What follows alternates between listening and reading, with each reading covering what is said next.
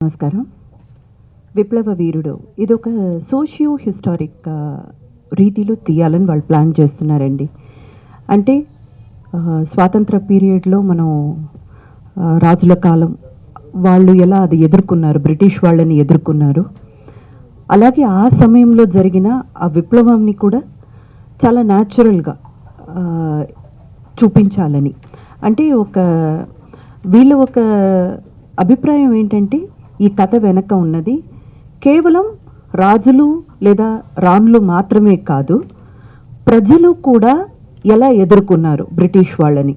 అంటే వాళ్ళలో కూడా విప్లవాత్మిక సంఘటనలు ఎలా జరిగాయి, వీటి రెండుటిని కలిపి ఒక కలయికగా ఈ మూవీ తీసుకురావాలన్నది వీళ్ళ అభిప్రాయం.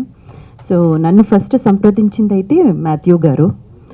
ఆయన డిఓపిగా దాదాపు ఒక 100 మూవీస్ చేసిన వ్యక్తి అండి. అండ్ గిన్నెస్ రికార్డ్ హోల్డర్ కూడా ఆయన. అలా ఆ మూవీలో డిఓపి ఆయనే చేసింది. సో చాలా ఎక్స్పీరియన్స్డ్ పర్సన్. అండ్ మా డైరెక్టర్ నాగరాజ్ గారు, ఆయన కూడా చాలా చాలా ఎక్స్పీరియన్స్డ్ పర్సన్ అండి. మన కోటి రామకృష్ణ గారితో, కేవీ రావు గారితో, వీళ్ళతో అంతా కో డైరెక్టర్గా చాలా మూవీస్ వర్క్ చేశారు.